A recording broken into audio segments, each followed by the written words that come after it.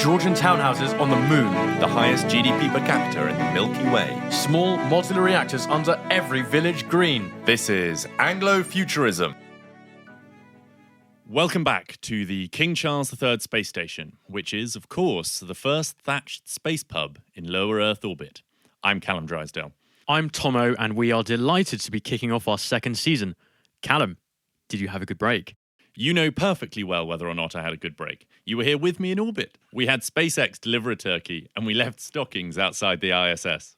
Very true, and what fun to be taken there by our mutant reindeer that can not only fly, but also escape Earth's gravity well. Speaking of mutant animals, today we welcome Lawrence Newport. Lawrence is not himself a mutant animal, but he is an enemy of a particularly pernicious breed, the XL bully. As St. George slew the dragon, so did Lawrence strike down the XL bully Hydra and its various bureaucratic heads. And he is now turning his campaigning talents towards Britain's stagnant infrastructure and its rampant crime. A Batman for our times, although some know him simply as Dogman. Lock up your bitches, it's Lawrence Newport. Thank you. That is certainly the most interesting intro I've had. You don't get that on the Economist podcast. Lawrence, today we're going to talk to you about your piratical attempts to get pro-infrastructure legislation through Parliament. We'll also talk about your campaign to crush crime. But first, we'll ask you about the dogs and what Anglo-futurists can learn from your successful attempts to ban them. So, Lawrence, people know you as the dog man, the person that got these animals off our street. Do you want to give some background to how this actually started and how you got involved with it? Yeah, so thank you very much, firstly, for having me. Really, really interesting, and good to be able to kind of go through this, the kind of various campaigns in some detail. The Bully XL campaign was particularly strange. My background is I'm a legal academic by training and for my sins. During a period when I started up a YouTube channel, I was kind of starting a blog, I was looking for other things to do, I was frustrated with academia. In the middle of this, I was taking my dog for a walk, and I suddenly noticed these incredibly large pit bull type dogs. Now, they were around about, triple the size of what I knew a pit bull was. They were much, much more muscular, much larger, and they were hanging upside down from a tree. Two of them were, in my local park, gripping a tree branch with their jaws while their owner shouted, "Get it, get it, get it," and laughing repeatedly. I thought, well, this is very strange. I know from my legal background, from actually my first year in law school, we were taught about the Dangerous Dogs Act. This was the act that banned pit bulls in the UK and was in fact taught to us as an example of bad law. We can talk about that later. But it was taught as an example. I received wisdom that it was a bad law passed by tabloid nonsense, etc. And it had led to these dogs being banned. But the one thing I knew was that pit bulls were banned in this country. So why was this, seemingly suddenly out of nowhere, a strong-jawed, very muscular pit bull type hanging upside down from a tree? I swiftly left the park with my dog because he's a whippet and, he would not win that fight. Instead, I decided to sit down and kind of research this and thought, well, what is actually happening here? Because I began to see many, many more of them. This wasn't just the case of once, it was repeatedly. And I thought, okay, there's obviously some new breed of dog. What is it? I'm just interested in dogs in general. And is there any effect of this? I decided to just start. I thought, well, where would, if there was any sign of actual violence from dogs like this, where would it accrue? It would be somewhere like in the fatality figures. So I looked at the fatality figures. These are fatality figures to dogs in the UK. And I took them all down, put them in an Excel spreadsheet, graphed it, and the graph exponential rise. We triple in a single year, and then the deaths remain high. Dig into where those deaths come from. Around about 70% of them come from one breed, something called the American Bully XL. When I look at it, 1, that's the dogs that I saw. 2, they are indeed pit bull types that have been aggressively bred over and over and over, and eventually we found inbred over and over and over for greater sizes and strength. So we're talking from a pit bull at 20 kilos to an American Bully XL, which is about 60 kilos. These are huge, huge, powerful dogs. They're absolute units, right? And they look very fearsome. Yes. And they, in fact, what we of course saw from the data was that was actually true. They were also incredibly fearsome. They were killing people at a higher rate than any other dog breed. By far, it was absolutely astounding, the difference. And so I wrote a blog post on this. This blog post went viral. I then made a YouTube video on it. That video did not go viral. But I was contacted from that by a victims group, who were a group of people who had had their dogs killed by other dogs, but also American bullies. Often these were banned dogs that had killed these people's animals, kept illegally, etc. And they said to me, no one with credentials wants to talk about this issue. They will talk about it privately, never publicly. Will you do something about it? And I was like, okay, but I don't want to spend too long on it. I really want to take 2 weeks, and then I'm going to move on. I've got other stuff I want to do. I wrote a recommendation to government. It was like 2 pages. I sent it in to everyone I knew and kind of government who could maybe do something about it, SPADs or advisors or whoever I could. Anyway, I eventually got, after a few weeks, an answer back, which was, really sorry, Lawrence, we won't do anything on this unless it became a national issue, and good luck on that. So I was like, okay, you've set the target. I now know what I have to do to get this thing solved. So I put together a team of about 5 or 6 people, most of them anonymous.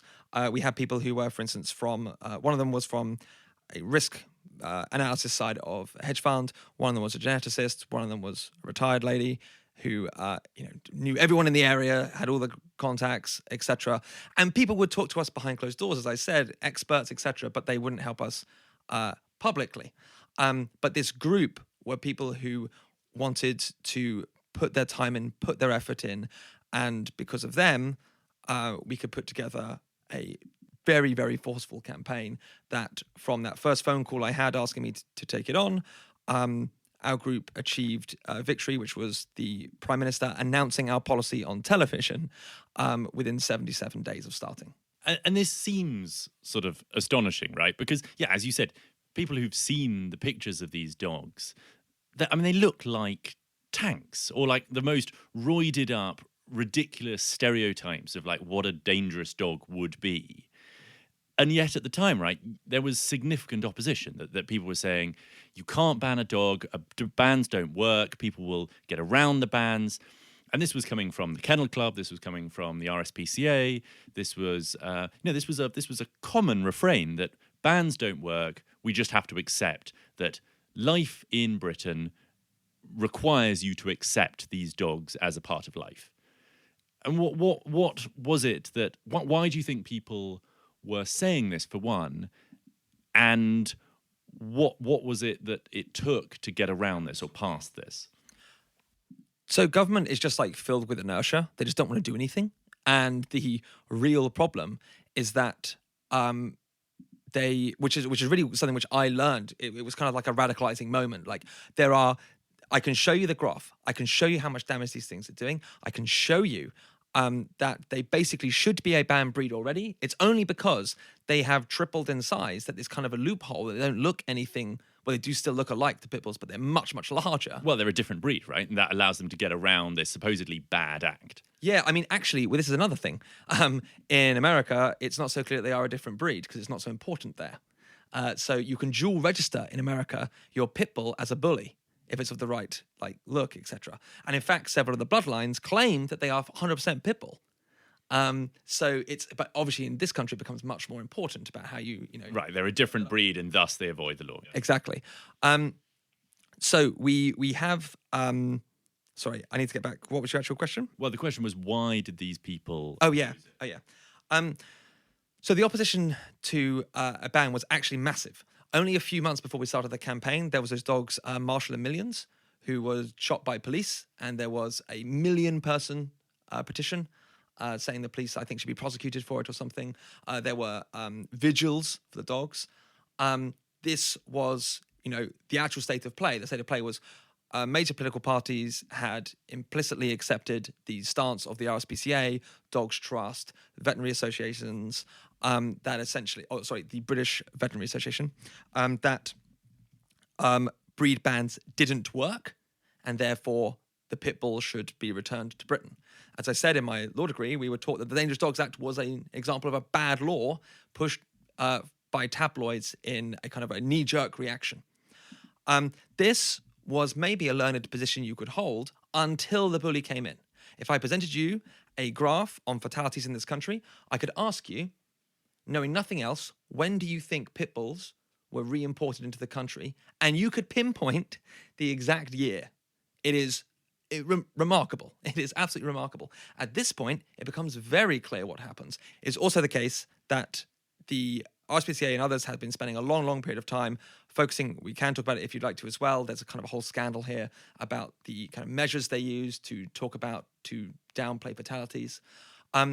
This led to a political belief that it was impossible to do this, that it was something which all the interested professional bodies, most of the academics involved, just thought was completely wrong. And actually, breed bans don't function at all. And as a result, they also were scared that if they were to do this, that the public wouldn't like it, because they like dogs. Of course, I like dogs, and this was something I tried to emphasize very early on to anyone who will listen. Like, this isn't anti-dog. These dogs kill lots of other dogs. And of course, when we did actually survey it, we found exactly this, that regardless of your political persuasion, the majority of Britain supported a ban. Well, most people don't want their dog to be eaten alive, right? Yeah, I mean, dog owners support it 2-1. Well, there are horrible videos on Twitter and X from that period where those dogs just going hog wild, as it were. Yeah, I mean, it was absolutely brutal. And, there's things that stick with me from the campaign, one of which is a woman who, she was a medic in, I believe it was the RAF, and she said a bully had attacked her dog and had ripped its throat out, and it had died in front of her, like choking on its own blood. And she said, this was more brutal than anything I'd ever seen before, and it stays with me to this day. Like, why is this allowed? It was absolutely just unbelievable. And there are basically two problems here, right? One of which is that the academics, the institutions, basically refused to countenance the idea of dog bans. They didn't like them in general, and they were going to do whatever they could to minimize the problem. And the second one is that the government basically felt powerless to do anything. That they tried to wash their hands of it. They said, this is difficult, we can't do anything, we just have to accept that this is what life is like now. I mean, what motivates those two positions, do you think? If you want to make an argument that breed doesn't matter, and that what matters instead is purely owners and how owners treat dogs, the fatality figures for pit bulls are incredibly concerning and difficult for you. The reality of pit bulls is a very big problem for your argument. So what academics have done, and the sector in general, the entire sector, we're talking here not just the RSPCA and Dog Trust, but others as well. This was a huge coalition, it's called the Dog Control Coalition, who argued against dog bans. You cannot look at fatalities or hospitalizations and state that it's that breed doesn't matter. It clearly does. So instead, they focus all efforts on what they call the dog bite problem. Instead, they measure bites. This means looking at dog bites as a single unit. So a bite on the hand from a Chihuahua is equal to a mauling from a Bully XL that kills somebody. They're both one bite. On that measure, you can say Labradors have a bite problem. And it enables you to talk about this. This is the concerted effort of the entire sector to talk in those terms. So MPs who are engaged with this only hear of the dog bite problem. And when we talk about fatalities, they want to talk about the dog bite problem. It is quite clearly an absolute scandal, only designed to hide the reality. And it was something which, with the campaign, we could continuously highlight. To the point, of course, of saying things like the RSPCA says they're no more dangerous than any other breed, but they won't insure them themselves. It is quite clear they understand when their money's on the line that breed matters. They just pretend or convince themselves when they talk to government and internally that breed is not important, and that means you can't look at fatality figures direct head-on here, the Netherlands, or in the US, and instead you must focus on bites. And so for them, breed not being an issue is the big thing, that they refuse to countenance the idea that some dogs could sort of in their genetics be more aggressive, more violent. Absolutely. Bizarrely, they will admit things like, well, some are bred for better temperament, but they won't accept the opposite, which is that you can breed them for not temperament. This actually happened in the parliamentary committee that I was in. They said, oh, it isn't important. And anyway, some of them are bred for temperament. I was like, well, hang on. That's completely self-contradictory. Similarly, too, they claim things like the breed bans don't work because 30% of deaths to dogs in this country over a 30-year period was still from pit bulls.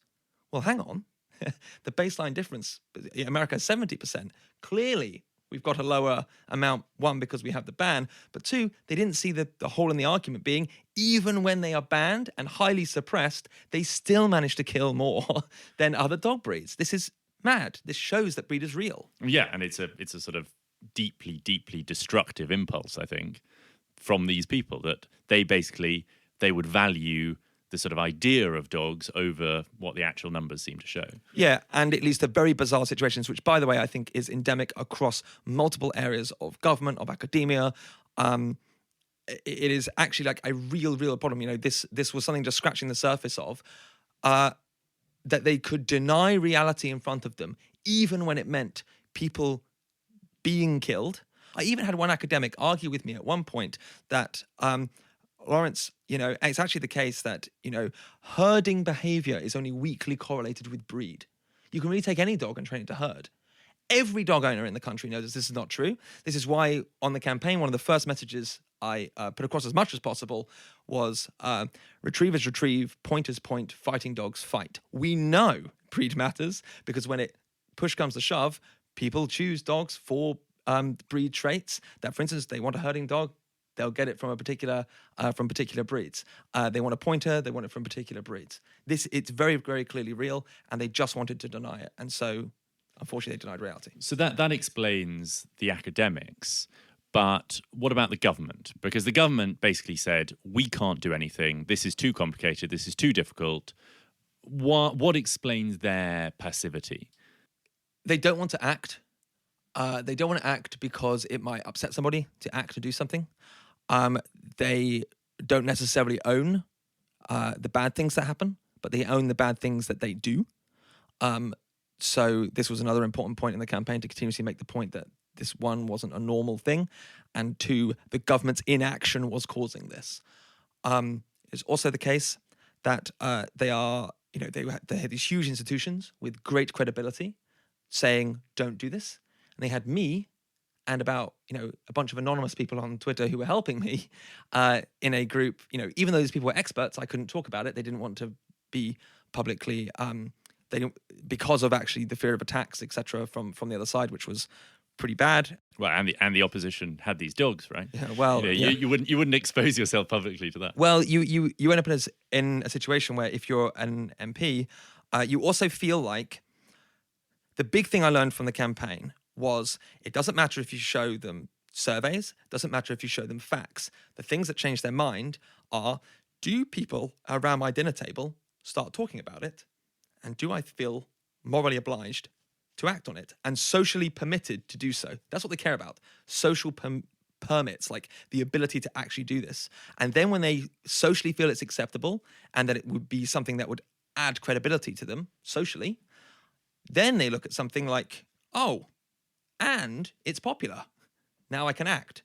Oh, and it's, etc. You get into a position where government, it's individuals, and those individuals need to feel like they will be looked at well for doing this thing, and that means looked at well by people around them, and then secondarily by the wider community.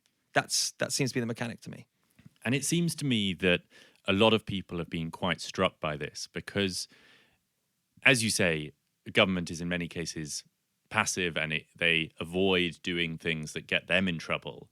And it seems to me that this is, for a lot of people, one of the first times that they've seen both the immense power of government, in that very rapidly government is able to say, no, that's forbidden, and the action of government, but also for the first time that it is in accordance with their own views, in that there are people around the country who look at the newspaper and roll their eyes and think, oh, for God's sake, another ridiculous thing.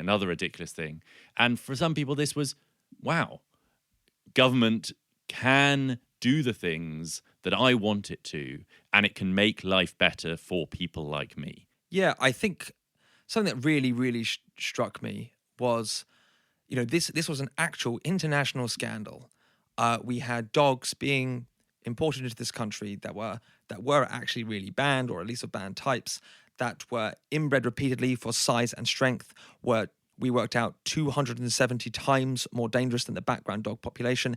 And government showed it is actually possible to act fast and use powers to stop this before it gets worse. Okay, and Lawrence, I think some might say, is this just sort of centrist dad talk that, oh, we're worried about our dogs and thus we will, campaign for dog health and for dog safety?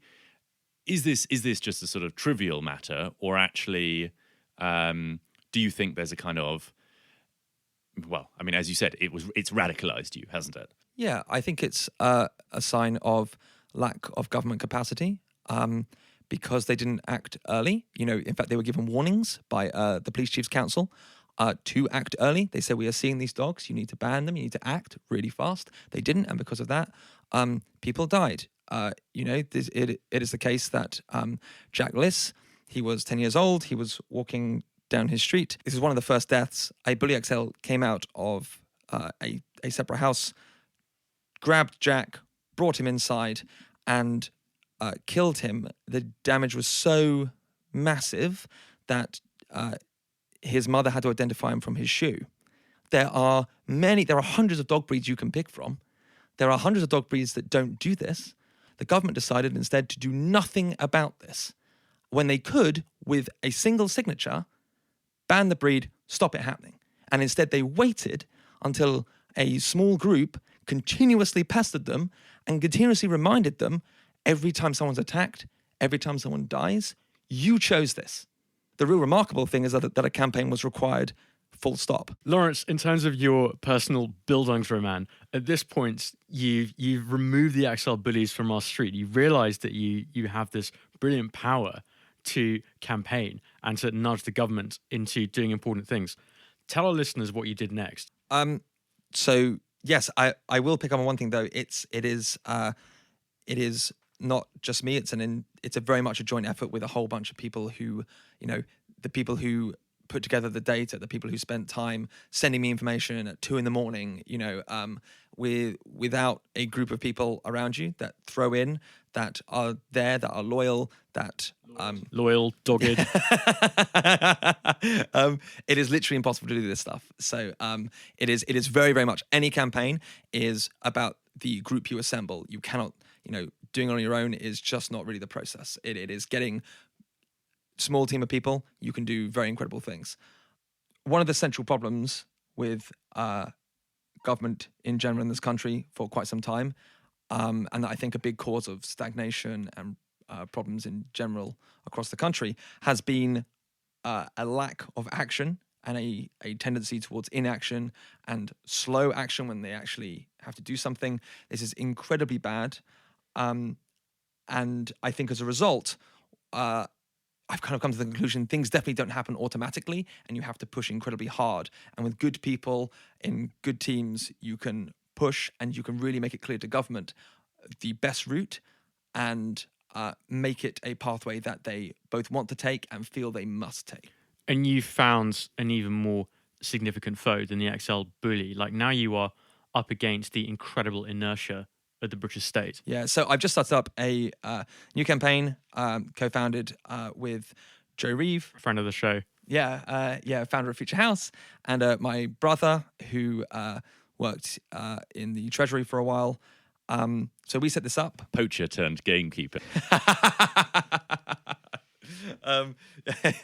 Yeah, we basically got frustrated at the budget again.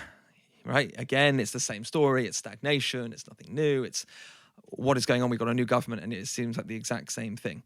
Just a little précis for no one who's ever listened to this podcast before. We can't really build any infrastructure. We have the most expensive energy in the world, I think, or thereabouts. And all this is holding back our quality of life quite severely. Yet nobody can break this Gordian knot.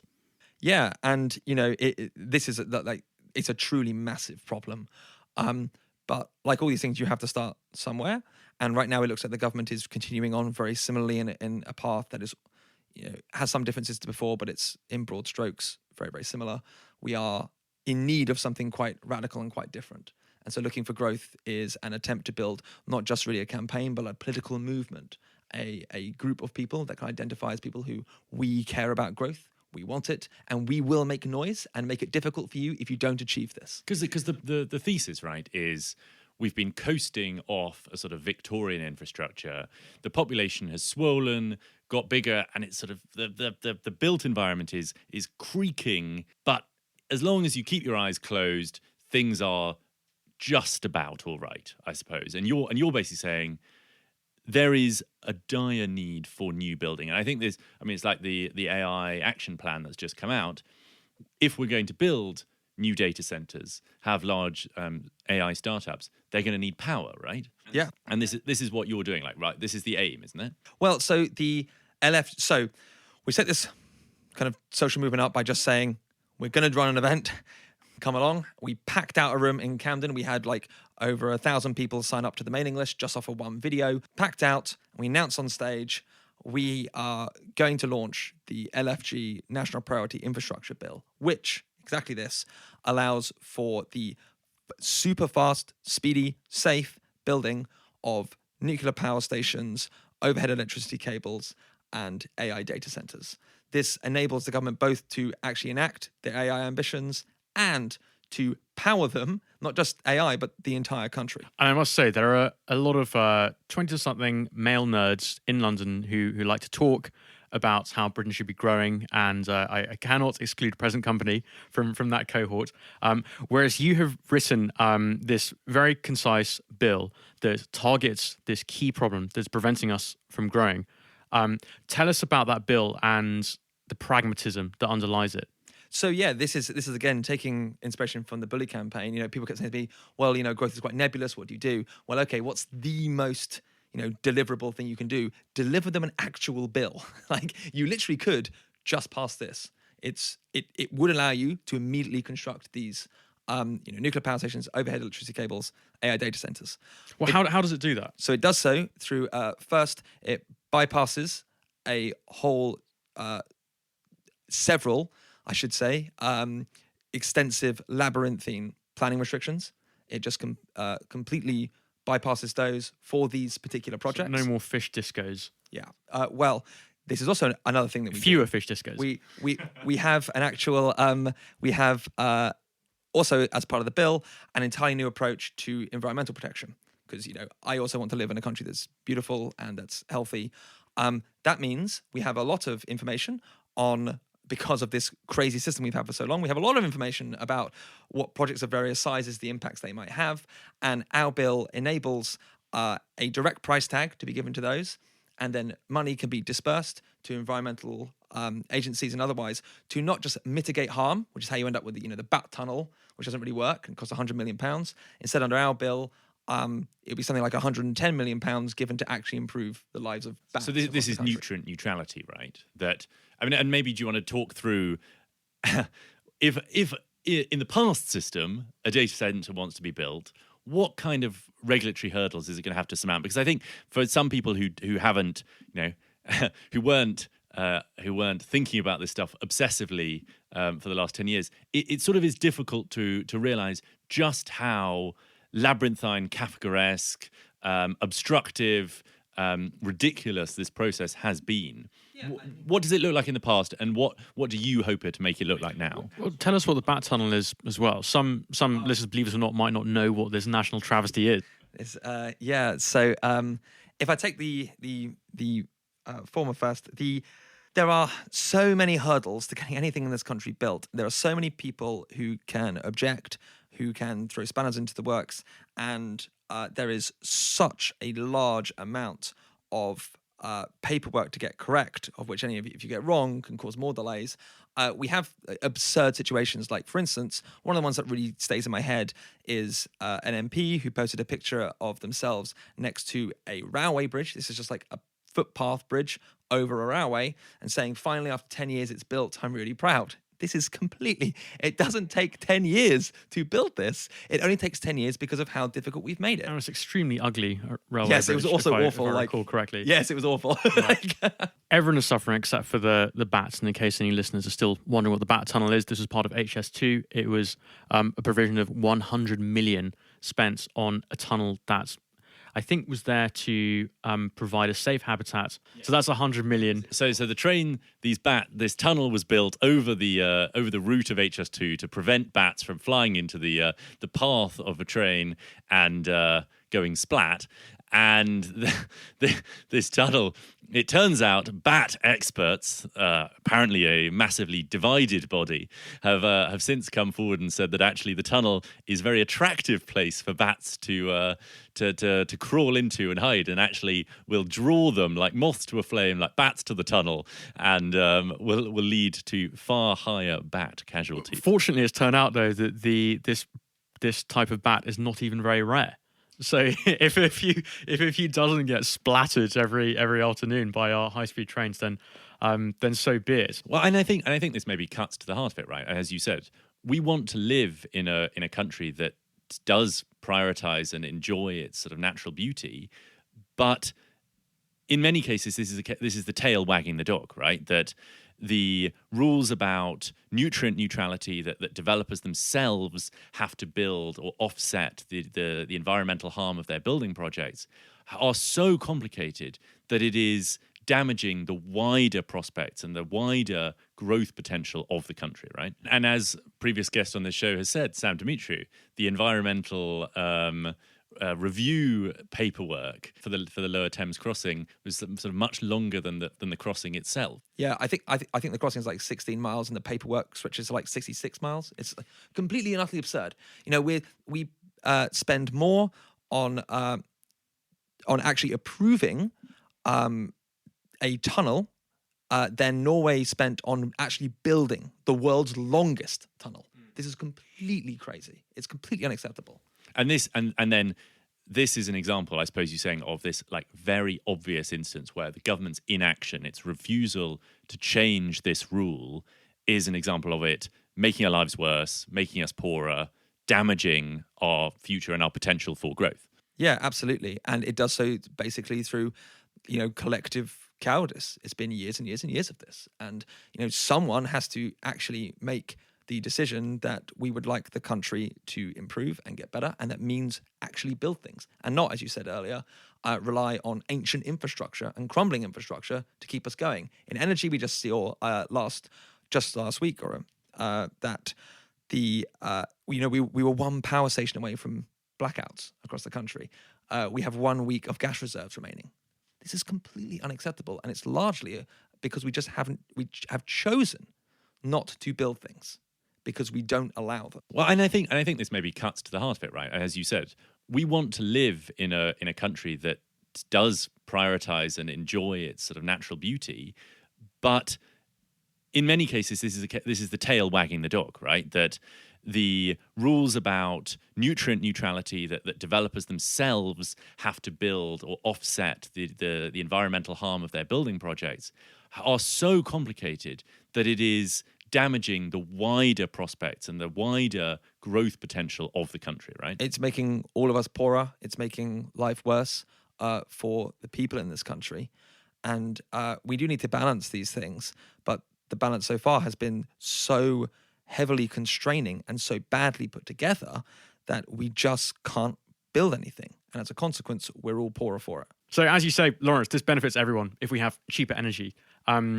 One would imagine that there'd be lots of interest in your bill, even from people in Parliament. Can you give us an update on how it's going? Yeah, we have at our launch event, our keynote speakers, not so directly from Parliament, but political figures at least. Dominic Cummings endorsed. Friend of the show. He endorsed LFG and the bill. So did Mark Warner. And we know Mark Warner. He'll be on the show soon, but perhaps you could fill in listeners as to who he is.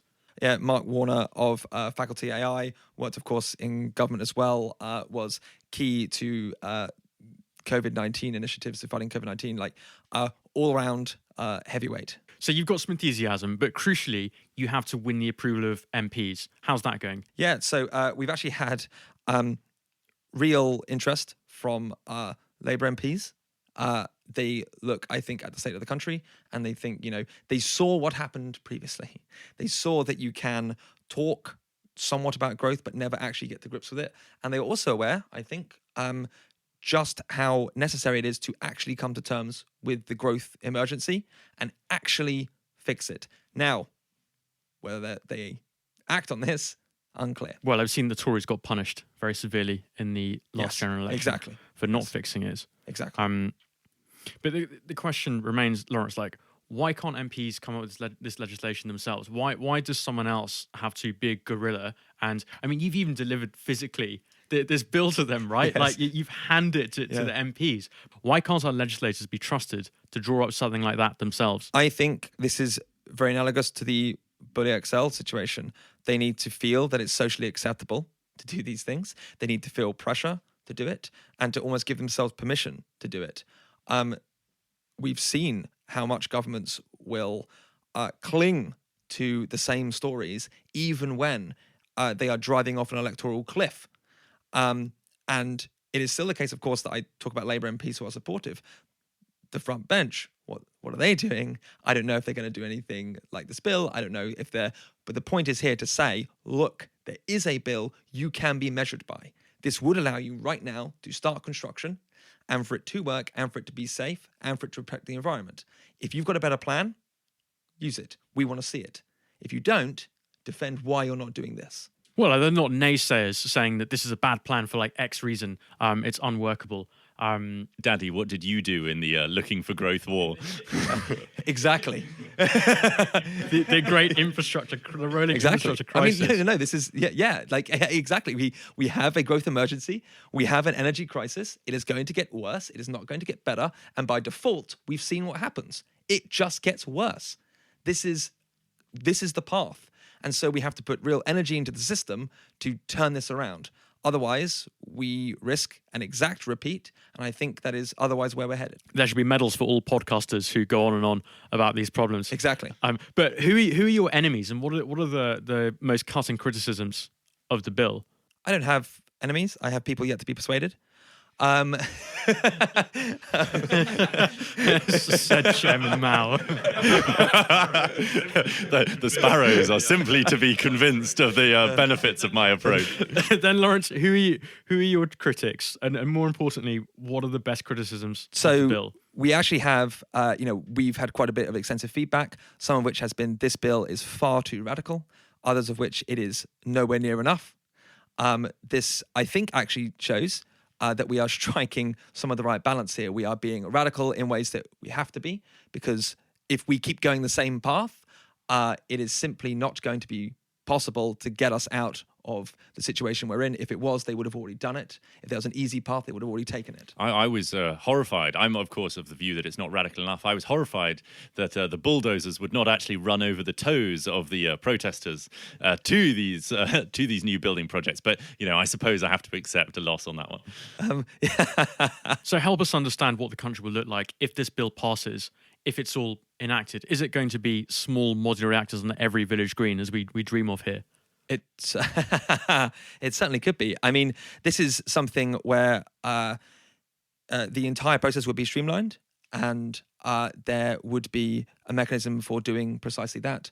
If it was going to help us with the growth emergency, it was going to help us out of our energy crisis, the Secretary of State would have power to allow development of, for instance, a small modular reactor in a local area. People nearby would expect to see now investment in both the environment near them and local infrastructure as well. And that will be incredibly fast. It will be basically almost immediate. If there was any major problems that cropped up, suddenly we found something very, very, very important, Secretary of State can step in, and there's ability for them to do so. It's also the case, though, that this will move fast, that frivolous judicial reviews are restricted by the bill. So the Secretary of State can agree to these projects and not think I'm going to spend years and years and years and years facing court case after court case. Can you just do that as a government? Can you just, aren't we kind of bound to international law, like the Aarhus Convention?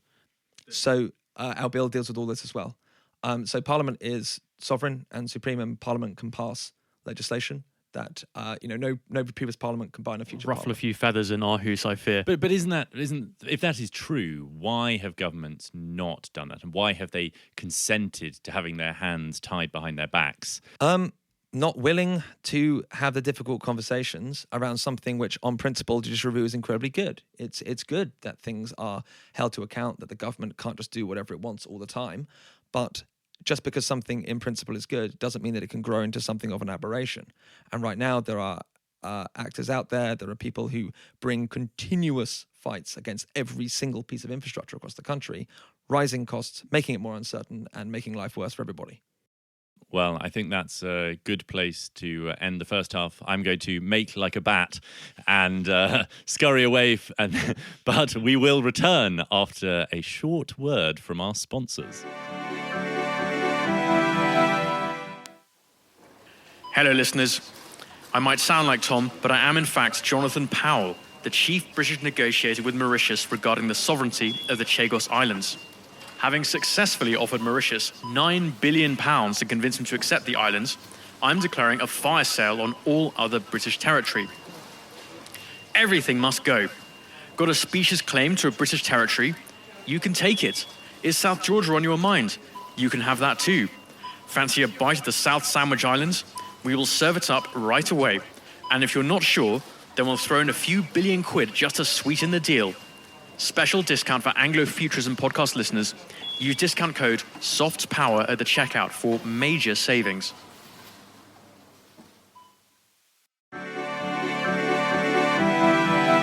Welcome back to the King Charles III space station. We've broken for ale, and now we are back, lured to conversation as if a bat drawn to the bat tunnel. Callum, you are going to ask Lawrence about crush crime. Okay, and solving the country's growth problems, Lawrence, is not your only ambition, is it? It's also to nick rotters and get them off the street. That's criminals, not Rottweilers, which I need to make clear for those in the Bully XL campaign who continue to criticise us, saying, what's the next breed you'll ban? I bet it will Rottweilers. No. Instead, You've gone for a bigger dog. Yeah, looking at repeat offenders, particularly that 1 in 10 offenders. These are people who have over 15 offences to their name, are responsible for around about half of all crime in the country. Well, there's a fantastic stat, isn't there, there's a car crash in County Cork about a decade ago, and 4 men die in it. Very sad, thoughts and prayers. However, burglaries in County Cork fall by 50% because these 4 were sort of like the Spider-Man of burglaries, that like these people were operating at the top of their game. Yeah, I mean, we see examples of this. So one of the things early on in researching for exactly this campaign was finding in the City of London, the police there did a bike sting. They, off of this bike sting, arrested a handful of people and imprisoned them. During their time in prison, bike thefts in the area dropped by 90%. A small handful of people were committing essentially all of bike thefts in the City of London. Why has this situation emerged? Because I think a lot of people would feel that crime has got worse, but this is often met by discussions of, oh, well, actually crime levels have fallen since the 90s. Why do we feel that things are getting worse? And are there sort of similar solutions to this problem of the public sphere decaying? Yeah, so, I mean, in many ways, it's because many categories of crime have definitely increased. This is, and some of them quite substantially so. We have phone thefts up 150% in a year, highest in a decade. Just a few weeks ago, the Labour Party sent out a message to its own MPs saying, do not have your phones outside in Westminster. We've had 4 MPs had their phones stolen in the last few weeks. Far cry from the days when a more gentlemanly pickpocket would just take a few coins. It's like a significant theft, worth sometimes like up to £1,000, and it's now an entire industry. Chiefly also because it is very rare that these people are ever caught. Similarly as well, if you look, for instance, if you take bike thefts, there we have a suspect identified. This is not convicted, this is identified. Under 3% of bike thefts lead to a suspect being identified.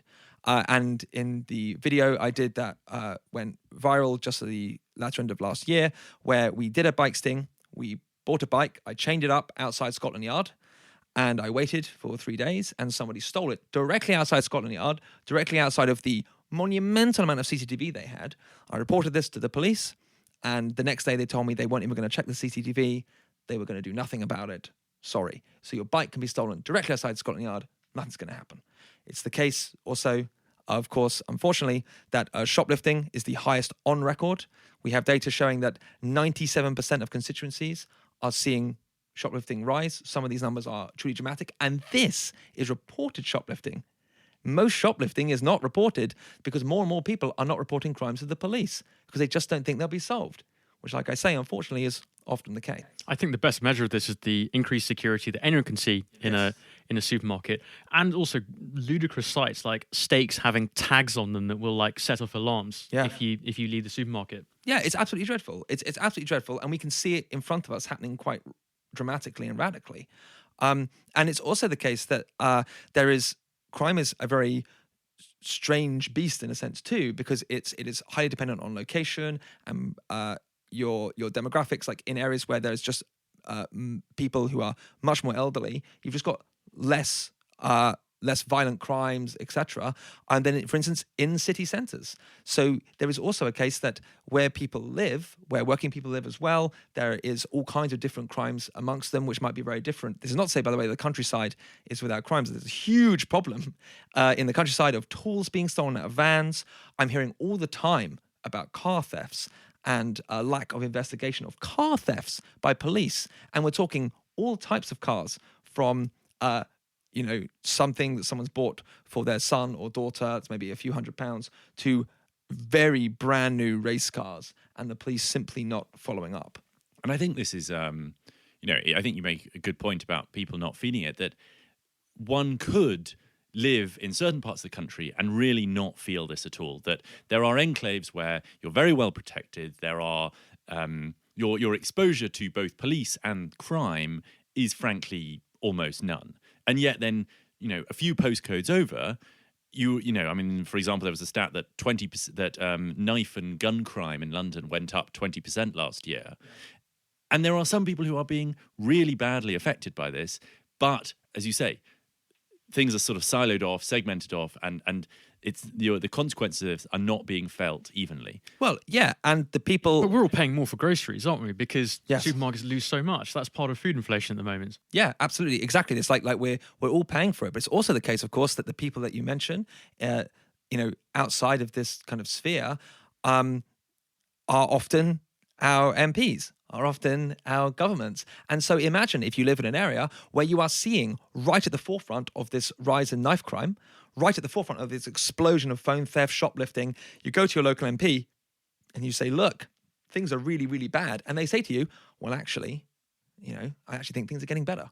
Doesn't match your actual experience, what's actually happening, and means that for over such a long period of time now, over really the last decade or more, there has not been a focus on crime. There's not been a focus on, for instance, these repeat offenders. In fact, these repeat offenders with 15 or more offences, these career criminals, are avoiding prison at a higher rate since 2007. They are more likely to spend no time in prison than in 2007. And so, the obvious question is, why is old Bill so useless? Why are these people not getting put away? I think it's a complex answer, but there are multiple factors here. But just to give a very, very brief overview, some of it is systemic things that are in their way.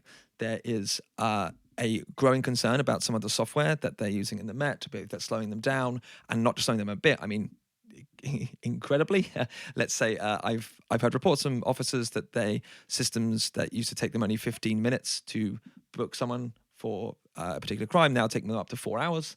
This is completely crazy. And so, of course, the result is, and we're seeing in some numbers, arrests decrease. It is also the case that there has been a recruitment crisis, and that they had to bring in new inexperienced officers en masse, and they are losing a lot of experienced officers, and so you're losing simply capabilities that way. It's also the case how many frontline police officers do we have per capita? These kind of things that we need to actually look into and be much more confident on what are the actual solutions here. Well, there was also the mass closure of police stations, right, in London. So we went from 160 in 2008, and now the aim is to bring it down to 32, just sort of one per borough, and also around the country that more than 600 stations have also closed. But I mean, it's also a cultural question, right? That there is a growing attitude that accepting crime is just going to be part of living in a major country, and if you're complaining about that, tough luck. Put up with it, shut up. Yeah, and I think this is in part because, as I was saying before as well, I think the same thing. Politicians are not so exposed to it. And because they're not so exposed to it, they can kind of ignore it. And they don't have to look at it. And then if they do have to look at it, it's only very briefly and it goes away again, rather than a sustained campaign that continuously raises it to salience and says to you, for example, the bike theft, we all know that if your bike gets nicked, no one's going to do anything about it. But being able to put it outside Scotland Yard and say, look, if you try everything you possibly can, they still will not focus on it. It brings it to salience and makes it clear that whole categories of theft in this country are essentially legal. Well, and this brings us quite nicely onto the topic of these rape gangs, right? Gangs of men, often of Pakistani heritage, who have been able to operate largely without fear of prosecution and sometimes even abetted by local councils and police. And these people have demonstrated that the law need not apply. And actually that crime is for many a natural or even a central part of life. Yeah, and I mean, in this case, of course, we're dealing with almost certainly massive corruption, cover-ups. There is something really systemic and scandalous there, which is, I mean, obviously the actual just story itself is beyond horrific. And then there's layers on top of all the people who hid the horror. And I don't think we've got anywhere near the actual information. When you look at things like a police officer that's going to be investigated and then he is run over by his cousin and it's declared as an accident 3 hours after the investigation into him covering up some of this is announced. Clearly something is happening here. Clearly there is something going on. We should at least investigate this as thoroughly as possible, because it goes not just to the horrors of what happened, but also the culture that covered it up, within our police and local councils. One of the interesting questions here is, why are we experiencing this crime wave now? Are these criminals coming from elsewhere with different values? Are they people dealt economic hardship by COVID? Are these changing norms reflective of poor policing? What is going on? I think there's a whole thing about, community breakdowns. There's a whole aspect as well that if you economically have a situation, just on pure economic calculus, if you are stealing phones by, one phone thief, a particularly prolific one, stole 26 phones or something in a single morning. If you are doing that and then selling them and never being caught, you are making quite a lot of money. And if the chances of you being caught are so slim, it just makes economic sense to do it. The worst part of this is that in many cases in Britain, it pays to do crime. Well, and we see this, right? We are basically funding the lives of a lot of Albanian gangsters. In that the stats came out that 1 in 5 Albanians in Britain had been arrested for a crime, and there are stories of TikToks going around in Albania of people flashing their cash and saying, like, what a great life it is to be a drug dealer, what a great life it is to be a phone thief in London. So much so that people are in Albanian villages are offered package deals to come and run these operations in London. We are being basically taken for a ride by often foreign criminals. And our inability to respond to this by simply not policing, by not actually following up on Again, it is viewing each individual phone theft, each individual bike theft as separate incidents rather than likely indicators of a pattern as a whole, where if you look at a phone thief who's stolen one phone, it's very, very likely they're stealing many, many more. Because, as we know, crime follows a power law, and if you arrest this one person, like in the case of the City of London, you can actually see crime rates dramatically reduce. Well, and then let's talk about the sentences, right? Because even in the cases of those people who are put in jail, and we saw this with the rape gangs, that these were people who'd committed serious offences, torture, abduction, rape over sustained prostituting out these prostituting these underage girls, often with a racial element to it, and yet many of them have not suffered consequences. Foreign nationals have not been deported.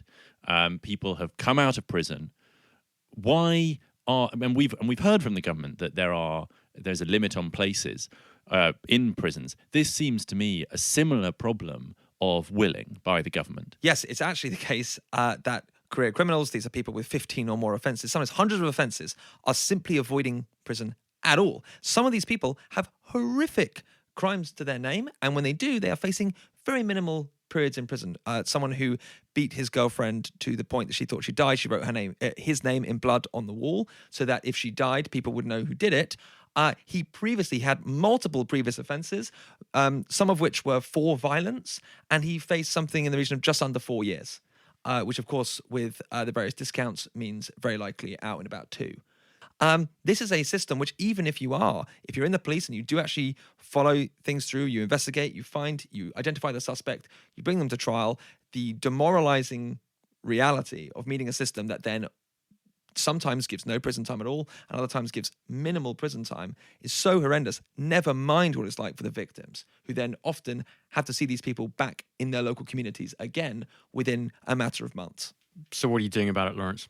We're campaigning for longer sentences for career criminals, that the simple rule that the more crimes you have committed, the longer you should spend in prison. This doesn't mean that judges don't have discretion, because, of course, criminality patterns are different for individuals, so judges should be able to judge this themselves, but the direction of travel should be made clear to judges.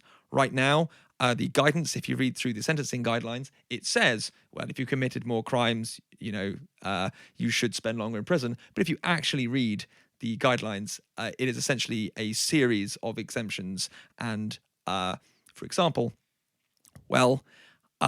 if they have a declining severity of criminality, you probably shouldn't give them a longer sentence, because it shows, they were once worse and they're getting better. They're on the right track. That they'll only punch a few people next year, and then the year after that, it'll only be nicking a few things from the pick and mix. And it also says if you have a significant string of criminality, that might show that actually prison isn't good for you and that you should be put onto different programs instead.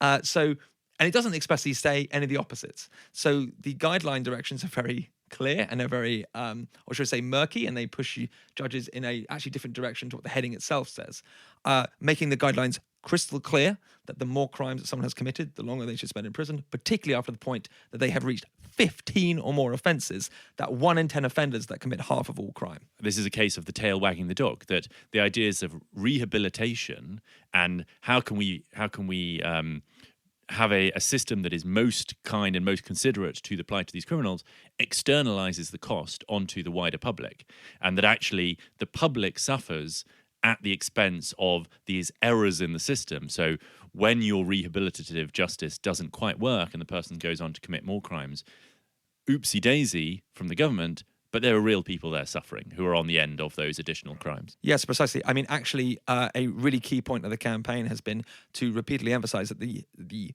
first step of government here should be to protect the public. Then it's on to rehabilitation programs. I'm absolutely not against rehabilitation programs at all, but it's often thought that they are separate to prison sentences. But obviously the first goal of prison is to protect the public and then to rehabilitate so that in the future people are protected for longer as well, because the person stops offending. There are measures as well that are more effective before someone kind of reaches the career criminal point, early interventions that are possible. But at a point of 15 or more offences, the government has to step in and ensure that the public is protected. Lawrence, we wish you well with Crush Crime, but a sense of frustration remains that it's guerrilla tactics that seem to be forcing the government to pay attention to things that many people care about day to day. Yeah, I think this is something which... it's indicative of the fact that government is not focused on things that people actually really feel close to them, like I was saying earlier about crime. They aren't necessarily in these areas. They aren't necessarily meeting this every day. And so you need to be able to put this directly in front of them in a way that they have to look at and have to confront. And if they don't want to, you're going to need to keep raising this to salience over and over and over. It's the case on growth, of course, that they know the coalitions against them, they're very loud, but the coalitions for growth is a little bit more nebulous, a little bit more difficult. Partly the point is to say, no, there is an identifiable coalition. We are here and we will pressure you, but we will also give you the path. If you've got a better path, we'll also congratulate you for it. But here's the path. Well, this is the Viet Cong Lawrence Newport approach of the the guerrilla campaigner with a bill in one hand and a critical tweet in the other. Well, it's certainly true, the Viet Cong, that they're a pain in the ass for the Americans. And it might be the case that it is the case that you're a pain in the ass for many people in politics who are constantly having people yelling at them to pay attention to their thing. How confident are you that you're not just a distraction? Well, set up Crush Crime about 2.5 months ago. Within the first few weeks, Robert Jenrick, the Shadow Justice Secretary, has taken on the career criminals campaign as well. He is focused very, very, very clearly on trying to do that, on trying to get longer sentences for career criminals. This is an immediate change from the opposition, which is a very huge win. Straight from campaign to opposition policy. It's brilliant for a new campaign. Similarly, when we pressured government to act on the court delays, and we set up a ranking system for every court in the country, ranking how many of their courtrooms were open or not, open fighting the backlog or shut, because at any one time in this country, up to a third of our Crown courts are simply shut, even while the backlog grows. Within a few days of this... But there are so many tweets to prosecute people over.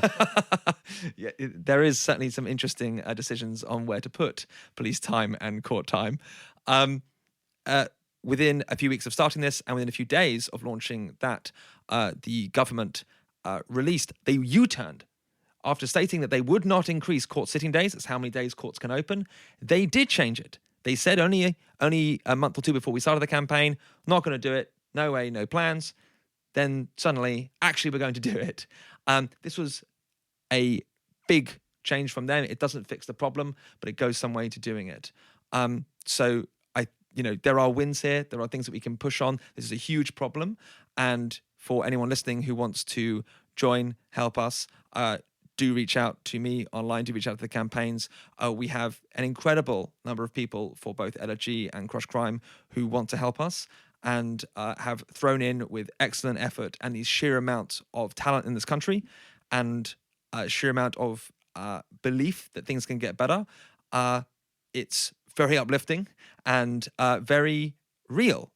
This country, often people talk about it in very negative terms online. I think Americans, in particular now, looking back, tweeting a lot about this. But in reality, we have incredible talent, incredible people here, and incredible opportunity to improve the country dramatically. So if all this works out, if LFG is successful, if Crush Crime is successful, if there are no more XL bullies on the streets, we're living in Newport's Britain. What does it look like? I hope a significantly safer place. I hope somewhere where there is vastly more opportunities for people to both set up their own businesses, to enter the workforce, to remain in the workforce, to enjoy their lives by being able to take risks on things because things are cheaper. Life is cheaper. There aren't so many barriers to getting things actually done. Whether that be building something that makes people's lives better or simply being able to take the risks of trying something new, which at the moment is so difficult because costs are so high, that really we are discouraging something which in this country made a massive difference to the world, which is that innovative spirit that launched us from the pre-industrial to the industrial age. We did that. That was here, that was in this country. We achieved that in a way that no other nation on earth has ever done. And the fact that now we are seeing that crumbling architecture around us and we don't look to the future and say, how do we improve this country for ourselves and for our children? that our leaders aren't doing this, that they aren't tackling the problems, that they aren't being daring, I think shows that there is so much potential and so much potential in this country because it's been suppressed for so long. That with those barriers removed, I think there could be some truly incredible things like there always has been. Yeah, I think certainly on this podcast we get to speak to lots of people who have big ideas and are very enthusiastic. And so do all these people who want things like a big geothermal program or artificial wombs or the prospecting of the British Antarctic territory. How would you advise that they go about campaigning? What can they learn from your success? Put together a small team of people who are obsessives, and I mean that in the way of they're obsessed about the goal, they're obsessed about the truth. It is also important that you are able to focus on the truth, focus on reality, because if you want things to get better, the truth should be your guiding principle. You also want to build as wide a coalitions as you can while keeping very honest to both the things you believe and to communicating that message as clearly and succinctly as possible. Many people get upset about the fact that, well, they complain about things like people's attention spans being low. And the way I often think about this is like, no, if I am asking someone to do something, I'm essentially asking them a favor of some kind or another. And one of those simplest of favors is please read my tweet rather than do literally anything else you could possibly do.